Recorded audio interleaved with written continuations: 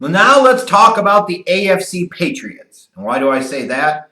Because the New England Patriots have owned the AFC East for so damn long, they might as well rename the division after them. Or at least, if anything else, rename the division after Bill Belichick. Good Christ Almighty. Someday the reign of terror is going to end. Someday it's going to be somebody else at the top. And eventually, one of the other teams, the Jets, the Dolphins, the Bills, are going to figure out the formula, or Brady and Belichick are just going to be gone eventually at some point in time, you would have to think, and that will change the environment. I don't know if that's going to happen this year or not. Well, let's talk about the AFC East and their performance in the 2019 NFL Draft. I will start with the New York Jets, who to me just kind of had a meh draft. Now, one thing that impacts them a little bit is that their second round pick in this year's draft was packaged up last year in order to go up from 6-3 to go get Sam Darnold. And ultimately, if Sam Darnold is that dude, then you can't knock that. Like, you're not going to give a shit in 5 years about a second round pick if Sam Darnold's a legit Pro Bowler and a top 8 to 10 quarterback in the league. But the Jets, looking at this draft, to me, I thought it was going to be very important for them to get some help on the offensive side of the ball. Even with signing Le'Veon Bell in free agency, they need pieces around Darnold. And unfortunately for them, kind of the way the draft board fell, they once again invested their first two picks on the defensive side of the ball, as they have so many other times, yet again. It's bad enough you went and got the fired coach of the Dolphins, Adam Gase, to come in and be your guy, and he's a fucking clown show. But now you sit there and you're repeating the same things of the past. Now, that said, it's really hard to argue against taking Quinnen Williams number 3. The defensive tackle from Alabama is a stud. Is he Aaron Donald? No, but he's got stud factor, and he should be a long-term, high-level player in the National Football League. But for a team in recent years that has invested so many high picks on the defensive line, from Muhammad Wilkerson to Sheldon Richardson to Leonard Williams to now Quinnen Williams, I've talked about it before when talking about these stupid-ass Jets. You invest so many picks in the same position, you start to get a diminishing return, and you woefully neglect other areas of your team, as they have done for so many damn years with drafting multiple times early on the defensive side of the ball. The offensive side of the ball falls way behind. That said, based off of the way this draft broke down, based off of where the talent was, there's no surprise that the Jets were desperately trying to trade down out of the third overall pick. Who the fuck could blame them? But at the end of the day, Quinnen Williams was too good of a prospect to pass up. Just like I kind of look at Jachai Polite, the edge rusher from Florida, and I say he was probably too good to pass up on. You would like to take an offensive player, but even once you start getting into the third round, there is an element of you're just trying to find good football players that can contribute. And if Polite can be the edge rusher that this defense has lacked for so many years, then the Jets might have a bit of a turnaround performance in 2019. But you look at the rest of this draft, maybe Cashman long-term could be a contributor at linebacker.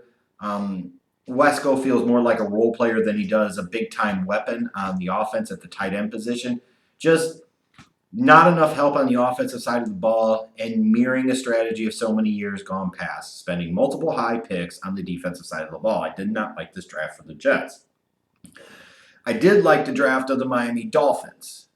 And I'll tell you why. Christian Wilkins at pick 13 feels like a franchise type of defensive player, and coming off of taking Minka last year, you've got Xavier Howard, a former second-round pick, as another defensive back. Now you've got Christian Wilkins there. You've got a few guys they feel like have some dude factor on that defense for the Miami Dolphins. And you talk about Christian Wilkins, a winner, complete player, high character, high quality type of young man. He's the type of guy that you want to change the culture of your locker room, of your franchise. He feels like the type of guy that you want to do that with. But where the real value comes in for this draft, because I don't know the rest of the draft, how much more they're really going to get out of it, although I expect Christian Wilkins to make an impact early and for years to come. It's the fact that they were able to get Josh Rosen, who, granted, I'm not a huge fan of, but they still ultimately were able to get Josh Rosen. They were able to get Josh Rosen, a quarterback who was taken 10th overall by the Arizona Cardinals last year, this year with a second-round pick. And not just that, they were able to trade down in round 2, I believe it was, with the Saints, get the Saints second-round pick in 2020 for the right to move the hell down in the draft in order to then trade that pick away to the Cardinals for Josh Rosen. So in order to take on Josh Rosen, the Dolphins added a second-round pick in 2020. You basically got somebody to dump a quarterback to you that's only been in the league a year. He's, 22 years old and still has upside as a pocket passer. And in order to take on Josh Rosen in that rookie scale contract that is very affordable for potentially the next 3 to 4 years minimum, you were able to get a second-round pick next year for the right to do that. When you look at it that way and you think about it from that perspective, it takes what appears to be an draft class for the Dolphins outside of Christian Wilkins. It kind of takes it up another level. Because if Josh Rosen is that dude and he develops into a franchise quarterback, you now spend a second-round pick that belonged to somebody else in theory to get that franchise quarterback. And in the process, got a second-round pick the next year that you could use potentially to invest in a weapon to go around your young franchise quarterback. That was really good work by the Miami Dolphins front office in the way that they played it out on draft night.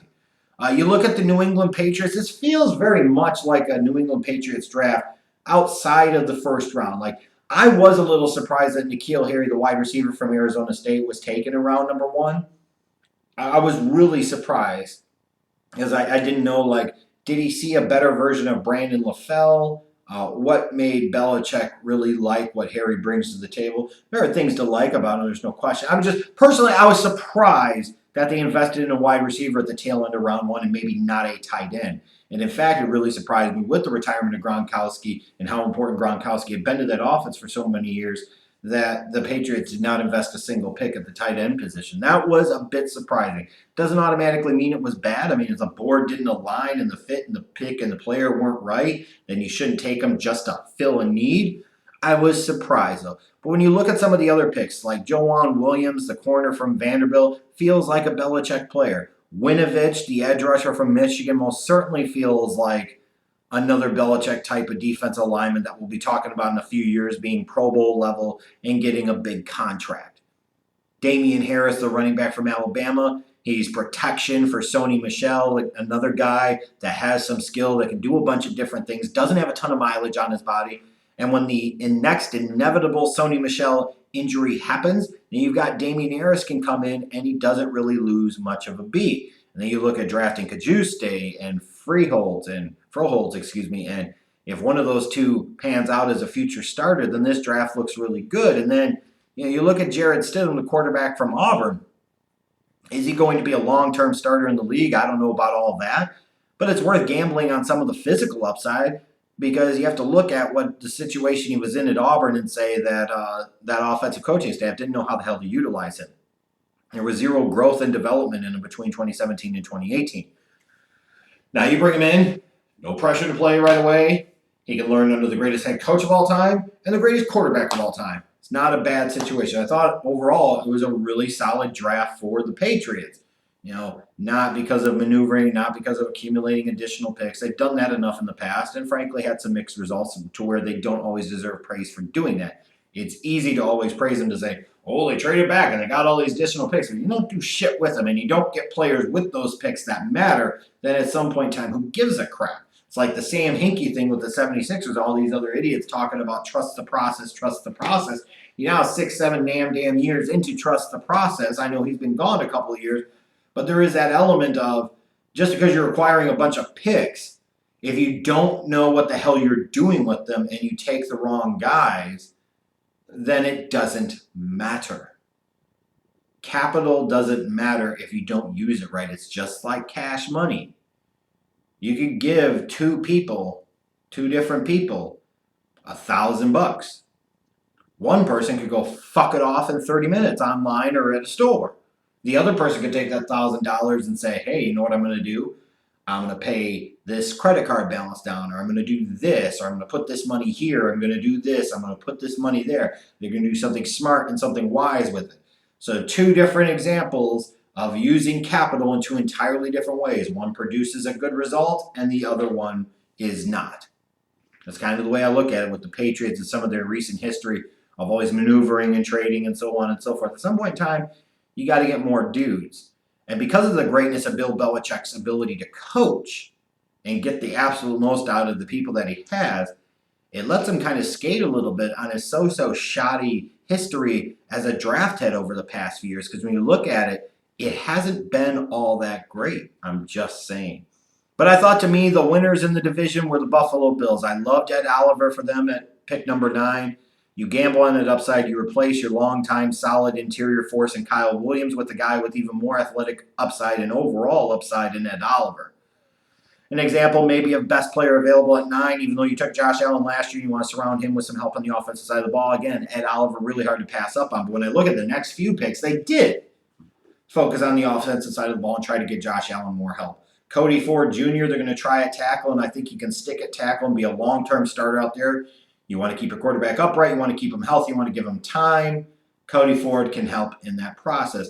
Devin Singletary, the running back from Florida Atlantic, he was an incredibly productive college player. How well that truly translates to the NFL level remains to be seen, but I like the approach and the strategy of going after dudes that can help Josh Allen. And then Dawson Knox, the tight end from Ole Miss, was criminally underutilized at Ole Miss.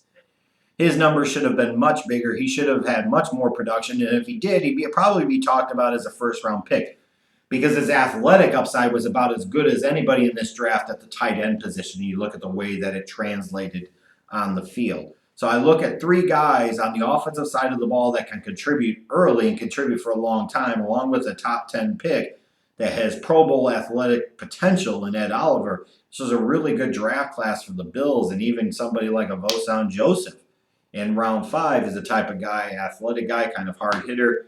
Maybe he finds a role on that Bills defense at some point in time. When I look at it, the talent that they got in the top 10, and then some of the other pieces they got in place to help their young quarterback, I personally thought the Bills draft was a little bit better than the Patriots or the Dolphins, although I think all 3 of those teams had pretty solid drafts, and then the Jets did the Jets.